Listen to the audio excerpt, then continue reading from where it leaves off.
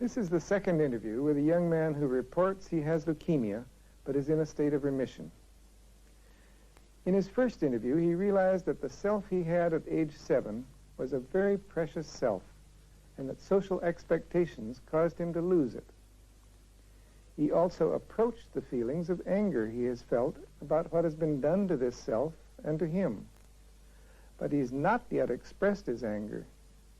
Now the second session begins. Okay. Where do you want to start this morning? Well, I don't know. I was thinking that when we talked earlier about the anger, been thinking a great deal about that. I've thought a lot about what you had to say about that. Right. You know, and I'm not sure that that I really don't want to be angry, you know, and I'm not sure if being angry now is a part of the process, and I've got to do that, but I'd like to, I guess my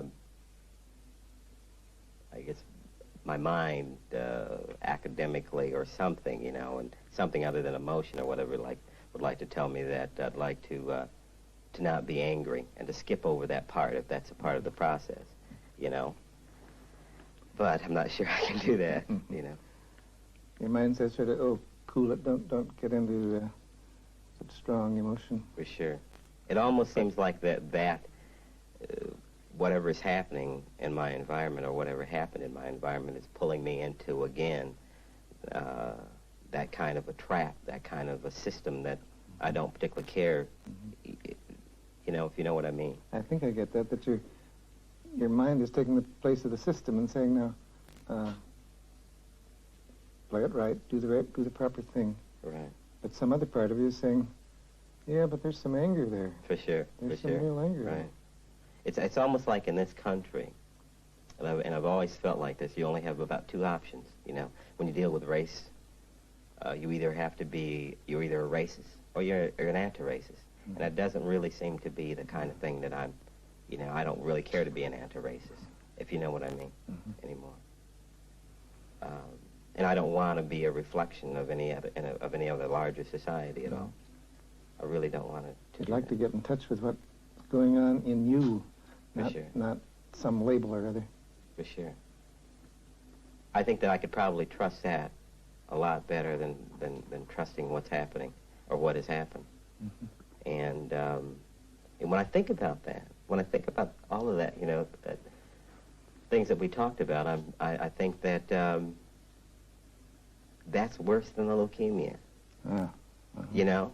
I know that may sound very strange or whatever, but a lot of things have been strange, you know, since this time. And what has happened to me didn't just start when I found out that I, you know, was going to die, kind of thing. Let me see if I understand that you feel as though what the culture and people and so on have done to you has really caused you more suffering than the leukemia. Is that what you're saying? I think so.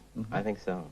And to some extent that is mild. Like, for instance, you know, I don't know what would happen if I had died or if I will or whatever, but I certainly know what's happening now and what happened. You see? And to some extent, that kind of leukemia, that kind of deterioration of the body is the same kind of thing that happened to my mind. And,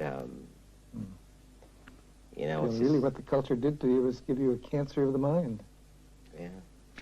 I really want to say that, and I really want to, and I believe it, you know. And I guess that part of me that's my culture, and it's a part of the total, is saying that it's not all that good to be angry, you know, because militancy is frowned upon or whatever, you know. And I guess I'm using militant in my sense because of it's just traditionally, you know, when blacks become angry, they're not angry, they're militant. You know what I mean? I know. So, another label. For sure. Yeah.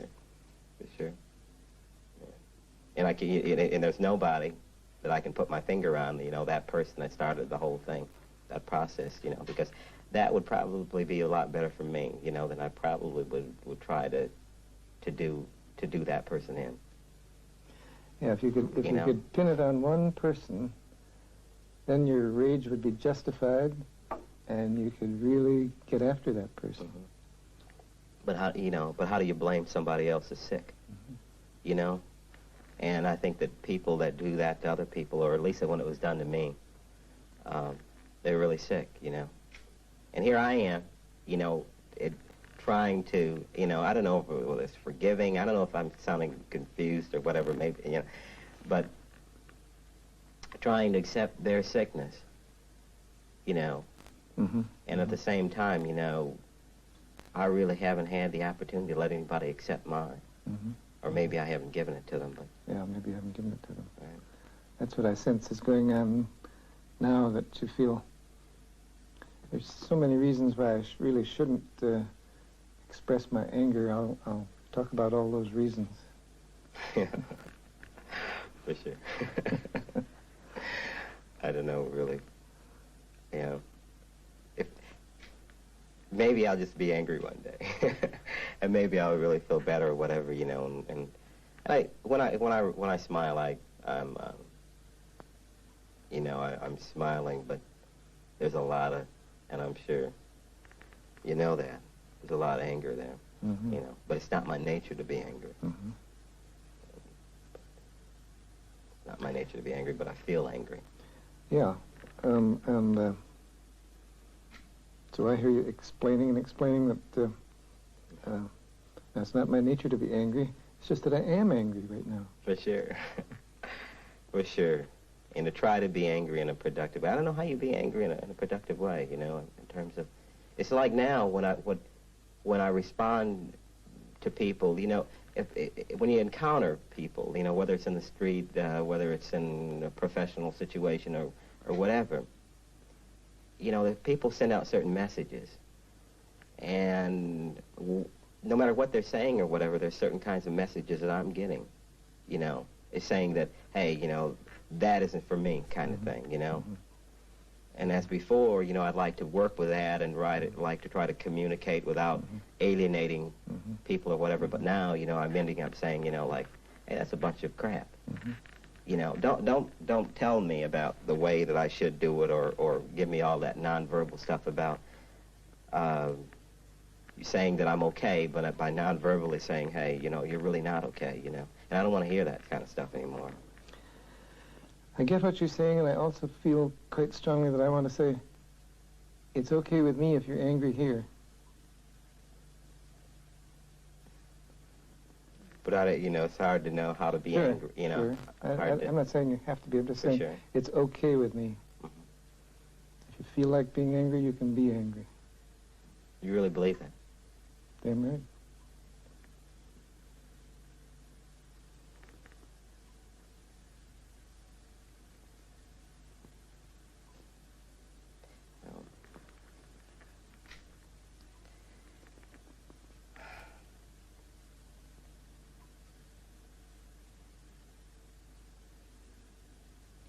Not sure how to respond to that at all, you know, because a part of that anger is, you know, the hurt. And maybe maybe what's happening is that if I become angry and I really let it hang out, that I really will see how hurt I am. And you know, that just came to me as you were talking, that, you know, maybe perhaps at a deeper level, you're afraid of the hurt that you may experience if you let yourself experience the anger. For sure. Really?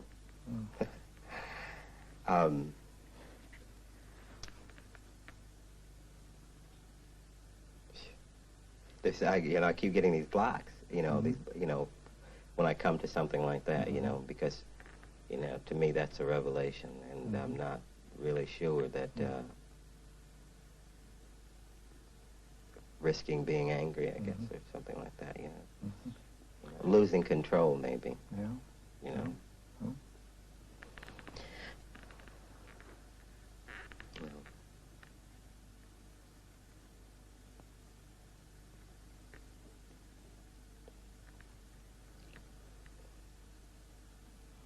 I really do get that This realization that maybe what I'm most afraid of is the hurt that I might experience makes you more cautious about whether you should or could really let go of the anger. I really don't know. I think that it's a risk. Right, and it's, you know, I haven't really thought about that before, and it's new. Yeah, it's. I guess I would be, and I really would admit openly that I'm hurt. I said that I've been hurt, and I think you know that I feel I've been hurt, but to show that, you know. To show it, and I guess to let yourself sort of experience it, that I guess would be difficult. Yeah, I don't know. It's as scary, I think, as the possibility of that I had before, more than before, about dying, you know. And maybe, you know, just I was really scared because of the symptoms, you know, of you know, not being able to walk and not being able to see and things like that, you know, and having to depend on somebody, you know. And for God's sake, you know, having to show somebody that I'm hurt, and how can I trust that to somebody, you know? Seems like a horribly big risk. Yeah, it is. It seems to be getting bigger and bigger as we talk. Suppose I really expose to somebody the fact that I'm deeply, deeply hurt. That in a sense would be comparable to having to be dependent on someone when you can't walk or something like that. Right. Yeah. I'd like to just to say it's my conditioning. That's one way out of it, isn't it? But that isn't really acceptable to me now, because I feel that. I feel like that I have to express that hurt or whatever. But, you know, I can say that. You know, and I know right down here, you know, I'm saying that, and when I say it, you know, it kind of keeps something down here, you know. You're saying it from here up. For sure. For sure. I don't know how to do that exactly or whatever. It's just like I don't drink a lot, you know, because I don't really want to experience that kind of, you know, alcohol to me is a depressant anyway. And, you know, and that's about the only thing I really like to get out. To really get out, you know, and maybe saying, you know, like, I love somebody. I gave of myself. I did the best I could, and it wasn't good enough. You know, and, you know, demand on top of demand and everything like that, you know, it's just, you know, shit, you know. It's like that I'd like to be able, and I said this the other day, or when I was talking to you, that I'd like to be able to say that, yeah, I was screwed over and I got hurt and everything else like that or whatever, but it's almost an admission in a way, on another level of saying that they got the best of me, you know? And I really don't want, you know, I really don't want anybody historically to have gotten the best of me, but they did. They did. They beat the hell out of me. You don't want to say I really was defeated at times, and yet that's the truth. They did.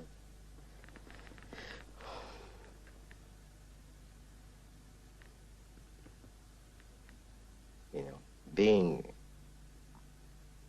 having it being all right to be defeated and be beaten, and I don't know if there's any value in, you know, maybe to myself, admitting it to myself or whatever, you know, but, you know, I'm really finding out I got a lot of hang-ups in terms of in that line that I hadn't thought of before, you know, in terms of, because I don't want to be beaten, but I was, you know, because I think when you are hurt, that's being beaten, you know, and I allowed myself to, and I don't regret caring, and I don't regret loving or whatever, but, you know, like I'm a kid, you know, I'm a kid in a way. I like to be loved too. I like to be some reciprocity.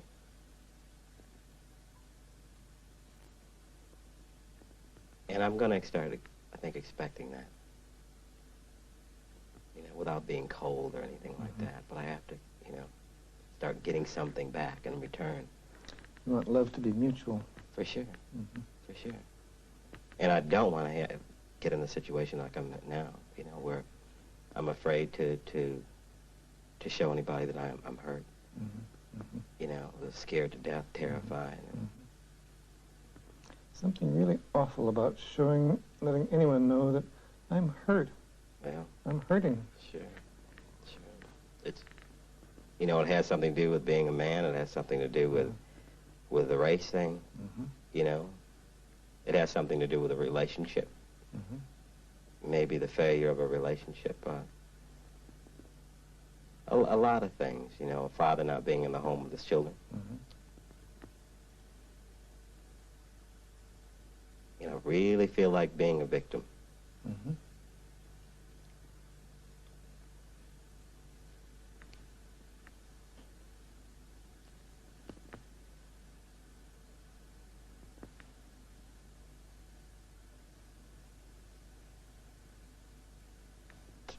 don't know how to get that up at all.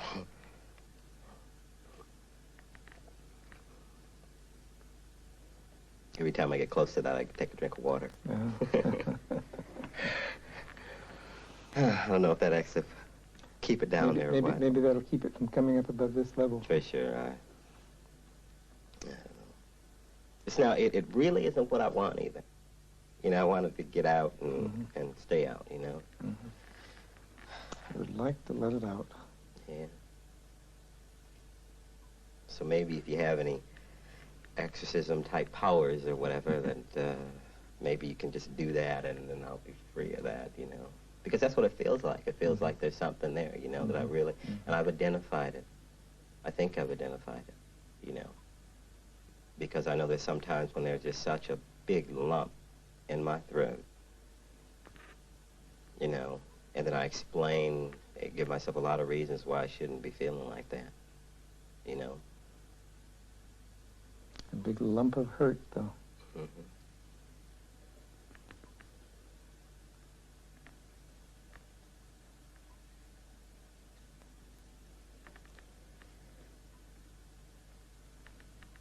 And how to let that hurt come out in the open. How to let it emerge and be out here instead of way down locked in here. Right. Yeah. You know, I never believe in cookbook answers to anything. Even when I cook, I don't use a cookbook. I just don't believe in it. I think, but I'd really like to be able for somebody to tell me to, you know, maybe how to do that in about 5 minutes and be through with it so I can live the rest of my life in peace. You know what I mean? Sure. It'd be awfully nice if somebody could say, now if you do this and this, all your hurt will come out and it'll be gone forever. For sure. Be great, wouldn't it? For sure. I have a suspicion that maybe you know some things that I don't know. No. I'm not holding out on you. Yeah, I believe that. I feels like I'm holding out on myself, you know, but hell, you know. I don't know. It goes back to some of those things you're mentioning. A man doesn't admit he's hurt. A black man especially doesn't admit that he's been hurt by anything. A father doesn't admit he's been hurt by being away from his children. Just too many things that say, no. Don't let it out.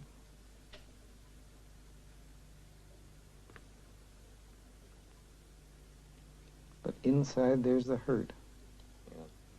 A phrase came to me a minute ago that if you could let that out, I don't know if this will ring true with you or not, if you could let that out, it would be the voice of the victim. I don't know if that makes any sense or not. But yeah. And I don't know what, you know, I don't know if I have any control over that, you know, of what would happen, you know. It's like a friend of mine the other day who helped me through my illness and everything. He says, you know, when I encountered another person that, you know, very intelligent sort that was talking a bunch of intellectual garbage about feelings and things like that, that I really wanted to just, you know, I really saw the society, the culture right in him, you know, and I really wanted to just to kind of deck him. And that's something that's not my nature or whatever, but like I just really wonder what... Just like to have sucked him. Yeah. And my friend said, you know, one of these days, he says, if you don't get it together or something, he says, not that if you don't get it together, but he says, one of these days you're going to really lose it, you know. You know what I mean? It's that I want to get rid of all that stuff that was done to me and not have to hear all that other stuff, or to be able to deal with it in a very constructive kind of a way, you know. But still it grinds me because of all the other stuff that's happened to me. And when I see other people doing it to other people or whatever, it grinds me, it makes me angry, you know.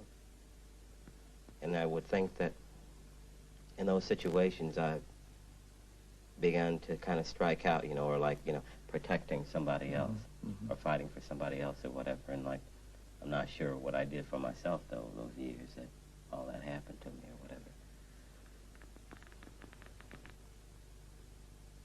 And if I could cry and have it be all right. That's what I was thinking. That would be... just thinking if you could only cry. Yeah, if it, you know, but that's a trip, you know, that's a trip. Like, first place a man doesn't cry. Yeah, for sure, for sure. That's a fact. But I guess you're saying there are times when you have that lump in your throat and you sure as hell feel like crying. For sure, for sure. Oh, I don't know. I don't know. I don't know, maybe going to a movie of one of those old, you know, movies, dramas or something like that, right? So I can cry, you know, and have an excuse to cry, you know, but crying for myself, I'm not sure that, just not sure that's going to be constructive, you know. I don't know, you say you're not sure whether crying for yourself is constructive. I feel also you're afraid of crying for yourself. I may be. I may be. Because if I feel like crying and I don't, or whatever, there's some things that are, you know. But you see, that's a part of it, too, you know. It's, you know, and I hate to keep using these things of, you know, we're just being so conditioned not to, you know. You know, from a little thing of, you know, like, oh, you know, big little men or big boys or whatever don't cry and... Probably your 7-year-old could cry. Yeah, for sure. I cried. I remember crying, but I cried alone. I never let anybody see me cry. You know? I wonder how many people have seen me cry, probably 2 or 3 in the whole world. It's kind of interesting, you know? I remember living with my ex-wife or whatever, she cried all the time. She cried getting up in the morning and, you know, just crying for crying. You know, I asked her sometimes about why she cried, and she just said, I don't know, she just wanted to, felt good. I don't know if that was healthy or whatever, but it probably was a lot more healthier than what I did. Probably is better than never letting anyone see you cry. Right. There's just so many other ways to do it, you know, that I've learned. You know, like working hard, not thinking about it. You know, not thinking about it.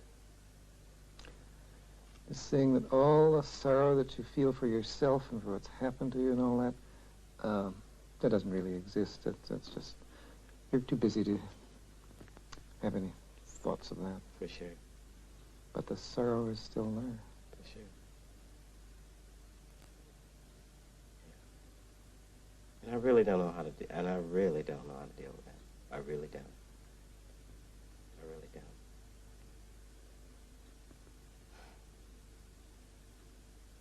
You know, just really giving so much of yourself, and it's just really crazy. Too much.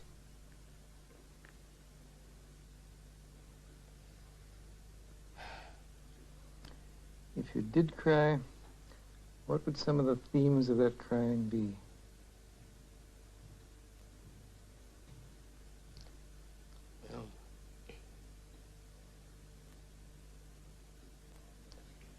just, all those, hours that, I spent away from my family, and then I gave up my family and didn't see my children grow. And, I really wanted that to be for some kind of a higher level, some kind of a cause, But not to have that,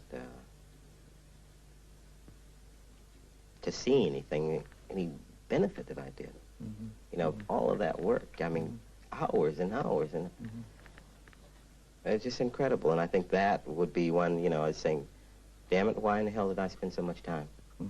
Why did I spend so much time, The leukemia, everything that happened to me or whatever would be probably deserved if one person, life would have been changed or something, and maybe it has or whatever, but I think that I don't trust that it was worth it.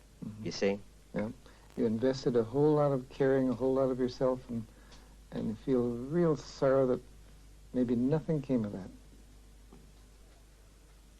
And I'd also like to just kind of cry for my father-in-law, too, that was killed before about 6 months before I got the leukemia. I'd like to really tell him that that I really loved him a great deal.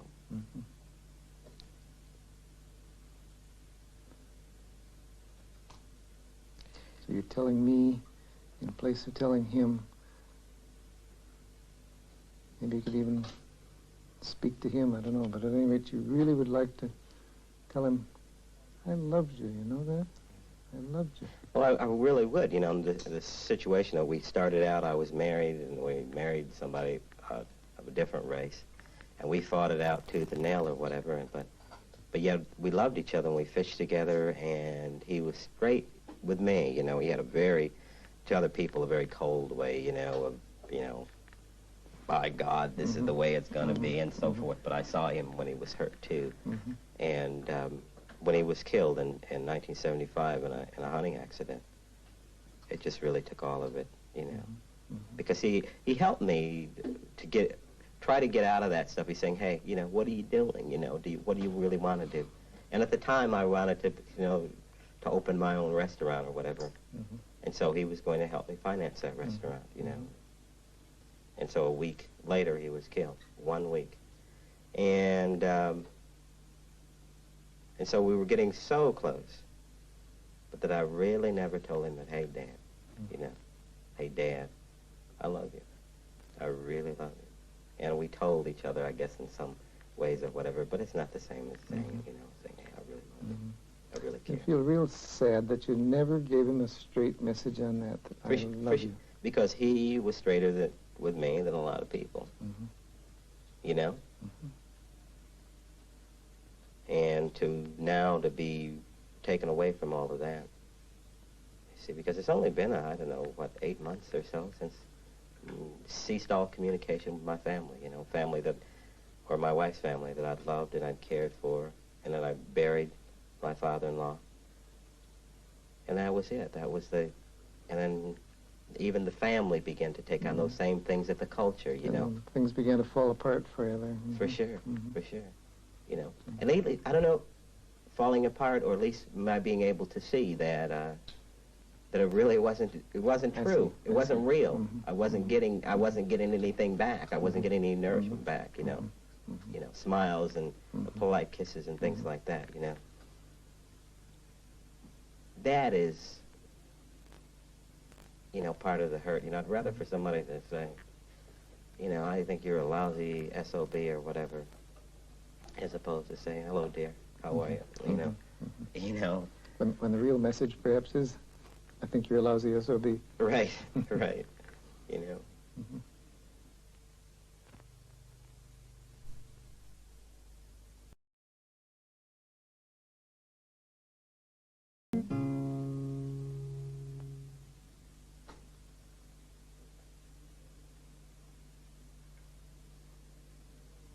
Yeah, so there's a few things. Part of the sorrow would be for your father-in-law. You'd really weep for him. I think I would, And just maybe I still think that I really wish that I could, just say, hey, you know, you guys, you really don't realize what you did to me, you know. Because for a while I just, you know, saying, well, you know, racist, terrible, blah, blah, blah. But that doesn't say anything, you know, because it doesn't say how I really feel, you know. But they wouldn't understand it. They wouldn't understand how a black person could be hurt, you know, because if you don't accept a person as human, how can you think about, you know, like it's like the thing that a dog could be hurt or whatever, you know, people that don't have dogs and don't understand it, you know. But you'd get some satisfaction out of saying, you people don't realize how much you hurt me. They might not be able to hear that message, but you'd get some satisfaction out of expressing that, out of letting yourself know, letting others know that, God, I've been hurt.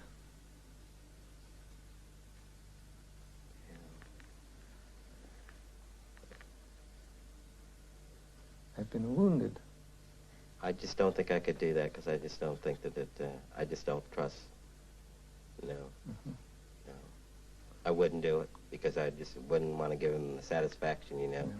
It's like I feel like, you know, by saying, you know, and maybe that is my feeling. But I've had too many times, you know, when, you know, it opened up a little bit or whatever and someone says, you know, squash. So there are probably loads of people you wouldn't dare open up to on that. But I guess you're opening up to me to say, yes, but I have been really wounded badly by a lot of people. For sure. Just maybe think that you can understand that a little bit in terms of about hurt and that, you know, that I'm a person and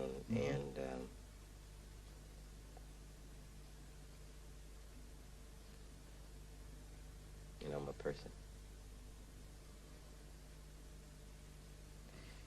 And I don't really want that denied to me, you know, ever again. You know, that I could really get angry. I don't, you know, that's not going to happen to me. You know, in a way, you know, and I don't want to love anybody like I did my father-in-law again. And for God's sake, you know, that's painful, but I know that's terribly sick too. That you know, you have to love, you have to continue to love people or whatever. But at that time, it was the only thing that was productive. It was the only thing that was something that was, you know, this Fromm talks about biophilic. It was growth. It was nourishing. And that was the only thing, and that was just taken away from me. And it was taken away from me just like that. You know, it was just really strange, you know. So that's been a hurt and a shock, and makes you feel, I can't risk myself loving somebody else like that because that might disappear somewhere or other. For sure. For sure. For sure. I certainly don't want any more in-laws. Be they whatever color. I'm not sure I want them now, you know. And I think that's a part of it. You know, more so than risking loving somebody just because of the death I know is inevitable. But it's that other collection of things around it or whatever. But you know, it's crazy. It's what? It's crazy to love, you know. It's just like loving a pet rock or something, you know, or something. Nothing, you know. A love goes out from me, but nothing comes back. Right. And I'm not so sure that I want it to work like that again, you know. And maybe maybe saying that, I don't know, maybe, you know, calling, say, hey, I really was hurt and everything like that or whatever. Maybe that would be a start or whatever. But I just don't really trust that they really understand that. I don't really. It took my wife who lived with me for 7 years, you know, after left maybe 6, 7 months to understand that I was hurt, that I was desperate. Do you feel there's so little chance of anyone else really understanding you? That sounds kind of, yeah. Well, it's a little chance for that group of people understanding me. And I believe it. I really believe it. You know, it would be like me trying to understand or to tell Dick Nixon or something about my feelings, and I just don't think he could relate to that. You know. And I'm using, and I'm really serious about that example because he's so far away from me and my reality. And that family, you know, I found out it was so far away from me and my reality that, you know, it was insane, you know. It was really insane, you know.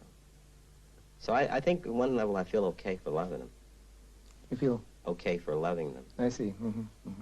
But I don't feel okay for sharing any more with them. And sharing that hurt is just, you know, and maybe sharing it with other people would be okay.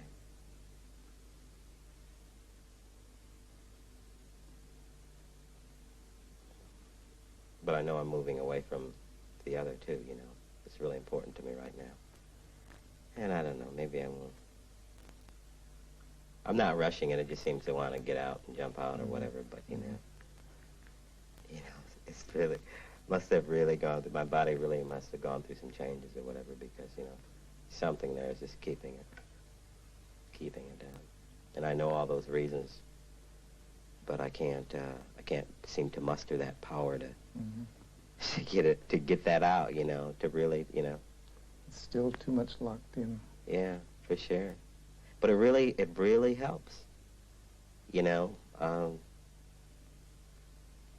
because it's just, you know, it's incredible, you know. This is the first time I've talked to anybody that, you know, that I haven't really been in control. To some extent, I've really given up a lot of control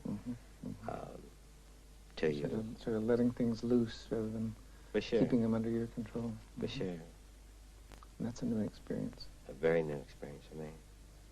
Very new experience. And maybe, I don't know if it's just not, just, it's a function of that too, you know. Or something, you know. Things are rattling around in my head now, this kind of thing, you know. But all the other, it's just bullshit, and like, I have been hurt, and I really don't want to get involved anymore in terms of with people that can't return love and can't accept people. I just don't really want to get involved in it anymore. I'm sick and tired, sick of it. Sounds as though you're more accepting of yourself as a person who is vulnerable, who's been hurt, who is hurting, and who wants love, who doesn't want it all to be a one-way street of giving love. You want love back in return. Yeah. And I want to be able to feel and to cry, and not to be afraid of crying, and not to be afraid of the. I want to be able, and I'm going to work for that. I really want to work for that. I know I do. You know, I just have this thing. You know, if I trusted doctors, I'd have them cut me open and get that out. You know, but I don't. Probably be simpler to have an operation. Oh yeah.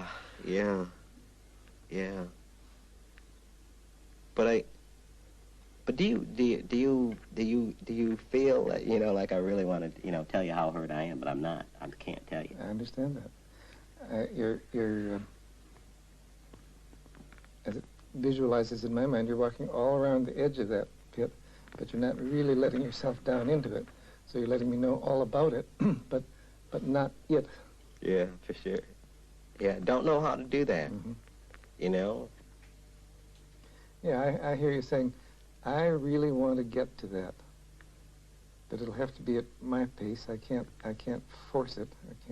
But I do want to get to it. Yeah, and I want to get to it really fast, you know, because that's the only part of me right now that's really, I really feel that's sick. It's really the cancer. You know, that if I could eliminate that, I could eliminate all of the cancer from my body. I really believe it, you know. And I really blame the way I lived and the stress and everything else like that on the disease. I really do. You mean you blame the disease on all that stress? That's what you mean? Right, yeah. For sure, yeah. I have it turned around. For sure. I do. I do. And so extent I blame racism. You know, I just don't want to get caught up into that anymore. You know, and I want to continue to give, but I'm just not going to do it the way I did it before. And, I don't know. Yelling sometimes, you know, like when I came in here, I was thinking about yelling, you know, those big, long, you know, but I'm not sure that I want to do that. You could try it. You know, I don't know, you know. That wouldn't be cultured. Standards. Sure, man, I was really socialized. You were brought up right, Oh, weren't you? yeah, I learned all of it. All of it. And still, in spite of yourself, buy a good deal of it. Yeah. Yeah. You really don't want to, but still you find Yeah, you can't do the uncultured thing. for sure.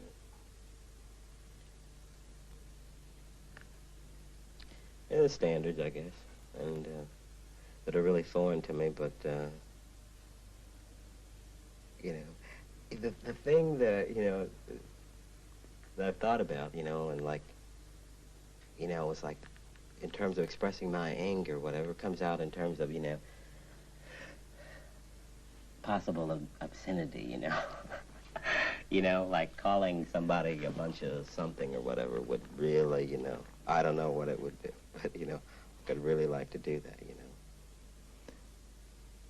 That helps to explain why I feel you've kept your language quite guarded here. I realize sure. I haven't used more profanity than you have.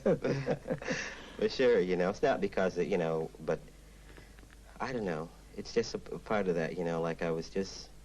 You'd like to just tell off the bastard. Yeah, right, for sure. Oh, my goodness. You can't even do that? Oh, it's incredible. I don't know. Phew. I'm getting warm. Both inside and outside. Yes, right. I'm getting extremely warm. Mm-hmm. Yeah, maybe I'll be able to do it one day, I guess. Maybe I'll be able to do it.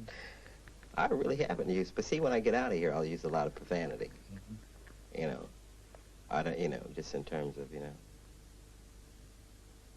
like I think I did, you know, when I was really angry talking to my wife and things like that, you know, where I was just, God damn it, and all of that, you know, bastards and some other things, and mm-hmm. like, you know, I was raised properly, you know. Yeah, but I think part of that would be a part of expressing my mm-hmm. feelings and everything mm-hmm. like that, you know. It wouldn't come out in nice, polite language. No, it wouldn't. It really wouldn't. It really wouldn't. To my teachers that I had, to the family that I had, to a lot of my colleagues, you know, and others.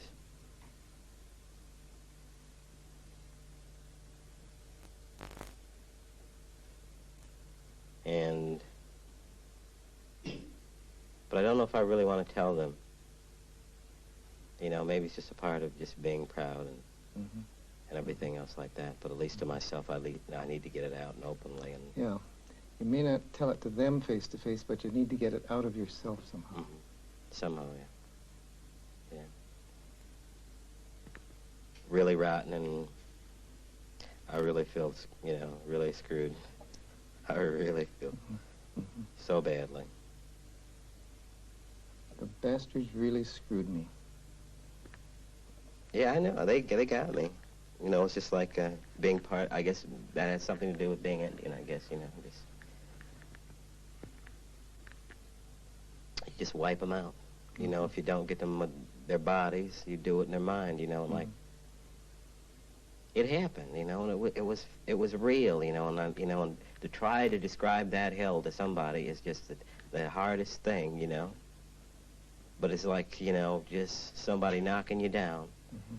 And somebody coming and stomping on you and spitting on you and everything like that. And like, it's just, you know, and just feeling like garbage. Mm-hmm. Mm-hmm. And I have a feeling that people have made me feel like garbage, you know, and like, you know, I'm sure that my friends would say, you know, God, I had everything. Mm-hmm. But I didn't have everything. I didn't have everything. Certainly didn't have that respect as a person. But there were a lot of people who, though they may or may not have beaten you physically,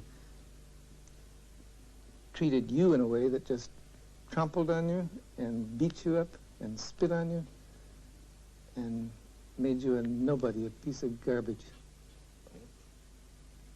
And it won't happen again. Not if I can help it. Mm-hmm.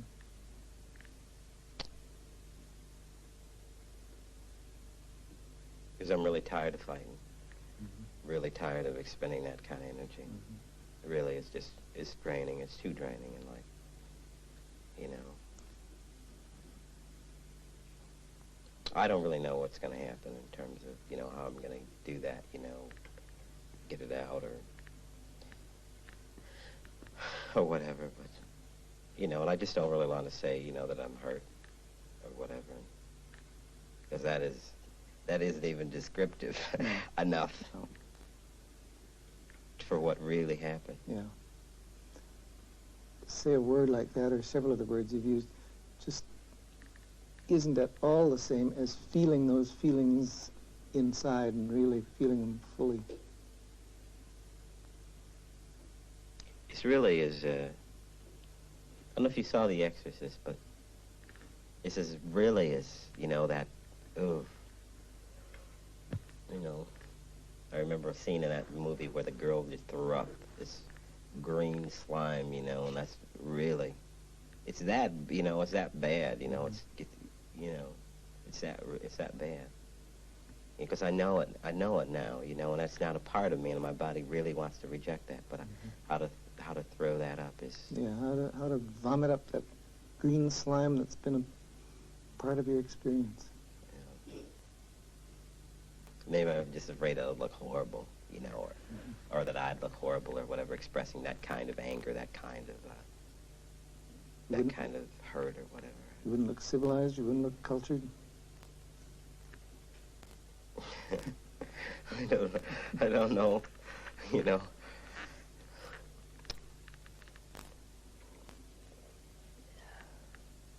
I don't really know. But right now, more than getting that out, I think the overriding thing is that I want to keep at least the control, to control that for fear of, you see, I don't really want to get sick again, you know, and like I think the slightest, you know, just by being weak, by submitting to that kind of pain, and somehow bring back my. You wonder about that, whether if you let out all the hell that you've experienced inside, it might bring back your illness. And that doesn't sound logical, does it? I know that. Okay. Thank you very much. Oh, God. What a...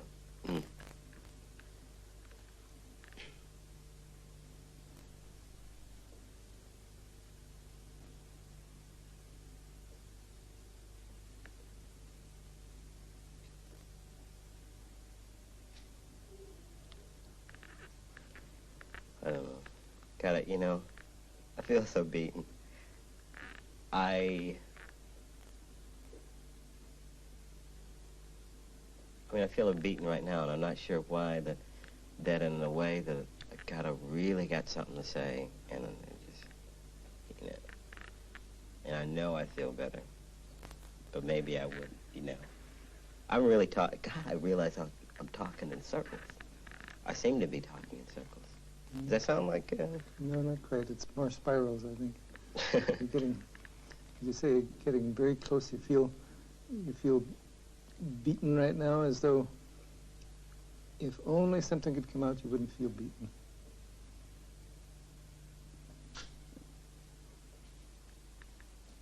Yeah.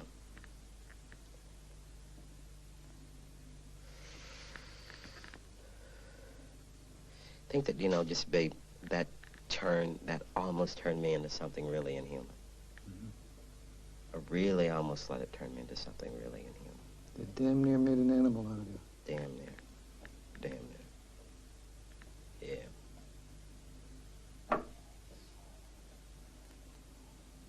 So you see that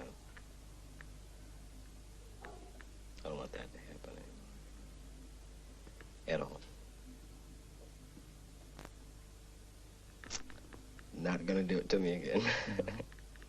That's very clear. And I know that doesn't help the other problem, but at least I know that. And I really do know that, you know, because I don't think anybody has a right to do that to anybody. Nobody, teacher, wife, husband, whatever. And it really wasn't my fault either. And like, I'm not the blameless. You know, I'm not without any blame or whatever, but, you know, just like somebody took a big goddamn tree and just rammed it up. Oh, so, you know, hard to describe, you know. Took a great big stick and rammed it up your ass, is that what you're saying? I didn't say that.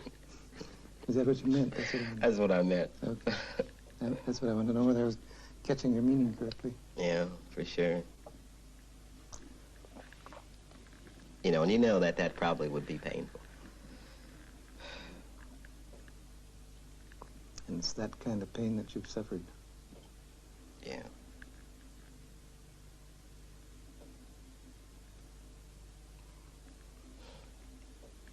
I just can't let it happen again.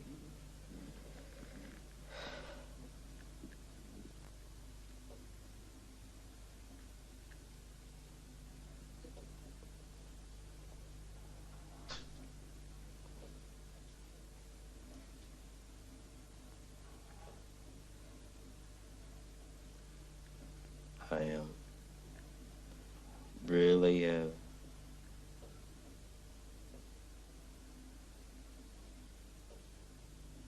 I really don't know how to tell you how badly I've been hurt.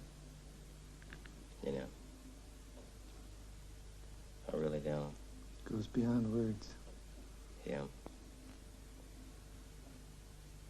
But I know, you know, it's there, and like maybe I should attend to it a little bit more.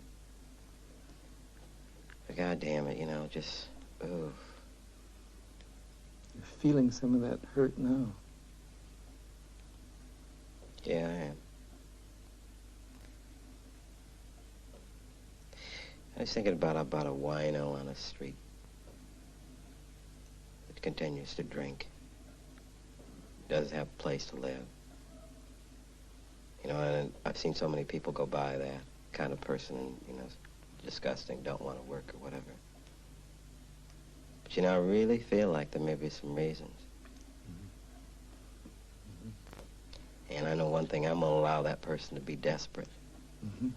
Because I'm thinking that probably people like that do things out of desperation. And,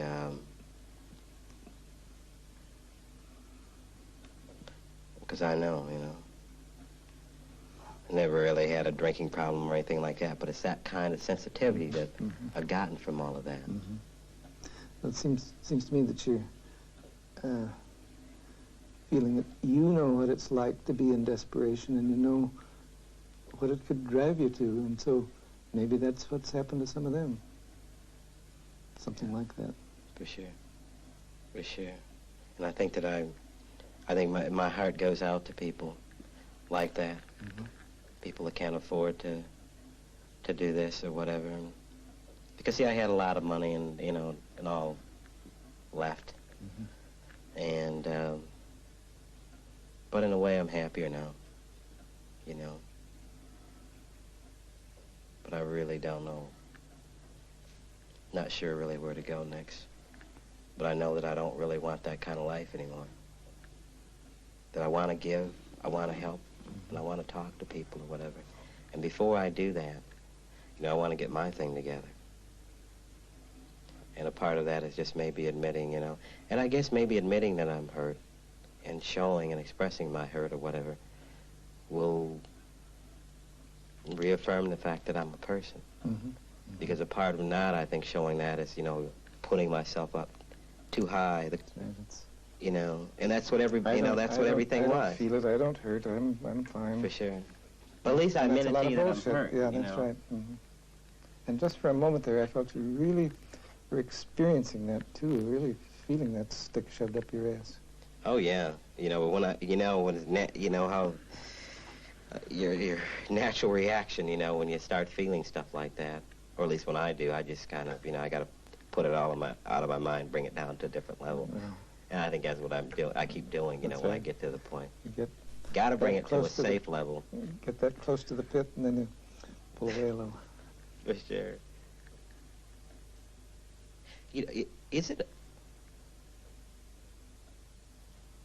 all right to have everybody else to blame? You know, for your problem, and instead of sharing some of that. But I share it, you know. I think I share that. You know, I think what you're saying is, I feel as though, damn it, everybody else is to blame. My friend says, no, you probably have a part in it too. Sure. But your feelings are. Yeah.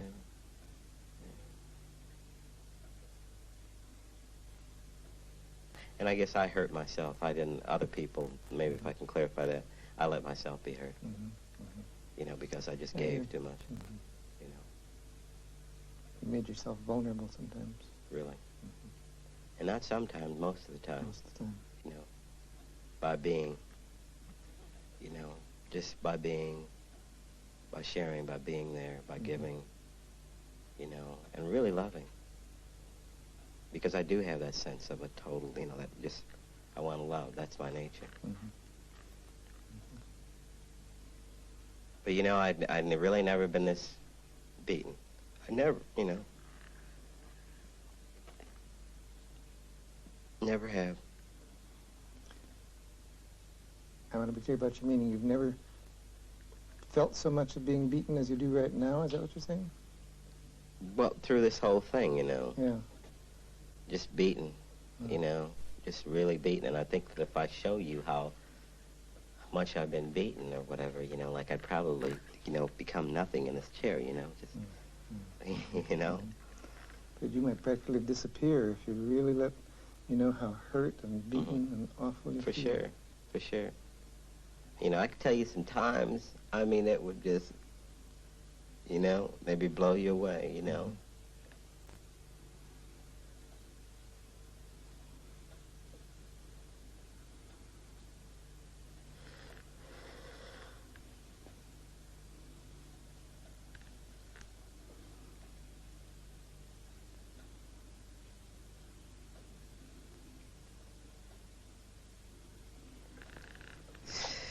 Really too much for me. It's really too much for me. Too much. I feel like it. I think you feel as though I've gone about as far as I can go at this point. Yeah. Yeah, really. When I start smiling, I know I am. Taking a drink of water. But sure. Well, you know, but I'm being truthful about it anyway. Yeah. Yeah, I feel too. You've walked around that pit of hurt and pain and beatenness, and you've felt some of it, and perhaps that's as far as you can go right at this moment. Even though you know there's more there, you know that you're keeping some of it down. And to know those things may be helpful, too. Yeah. You see, because I can talk about this leukemia and all this stuff and everything like that. Like it's, you know. Fascinating. And it's easier to talk about leukemia and the possibility of death and all that than it is to talk about all the hurt and awfulness that you've suffered. Yeah.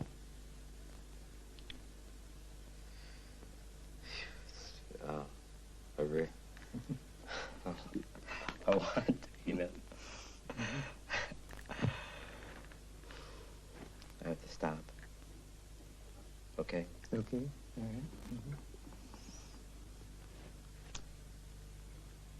Gone about as far as you can go. Right. Okay. I'll call it quits.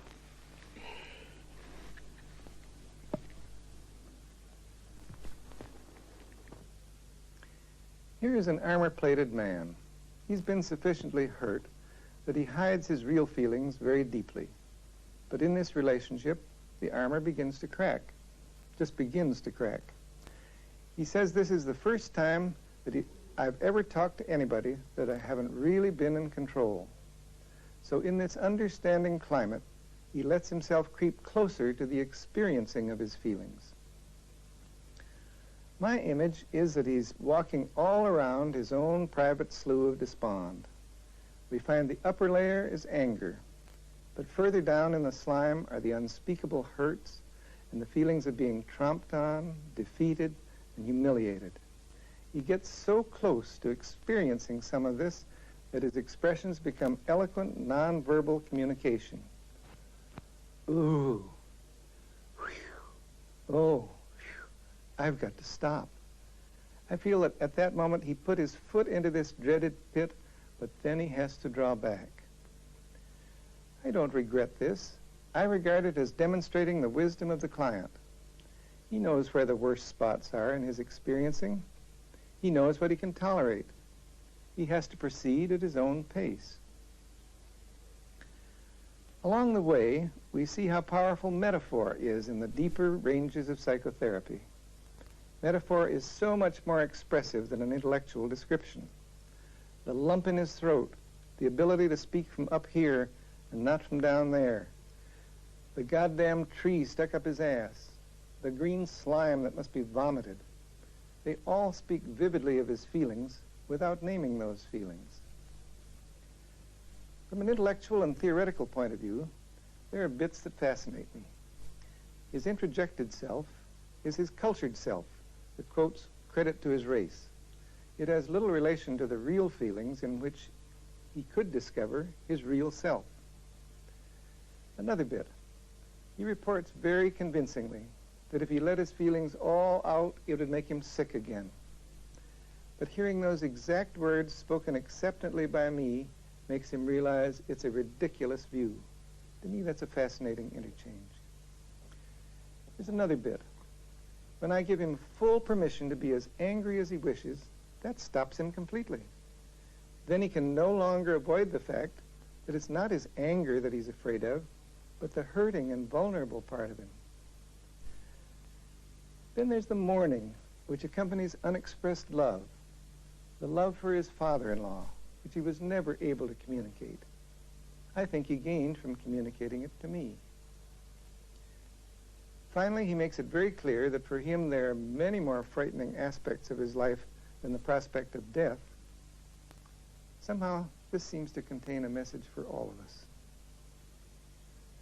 As for me, I felt very present in the relationship, an understanding companion on this trip of exploration which seemed so potentially dangerous to him. I think it's a good example of how I work with an articulate client.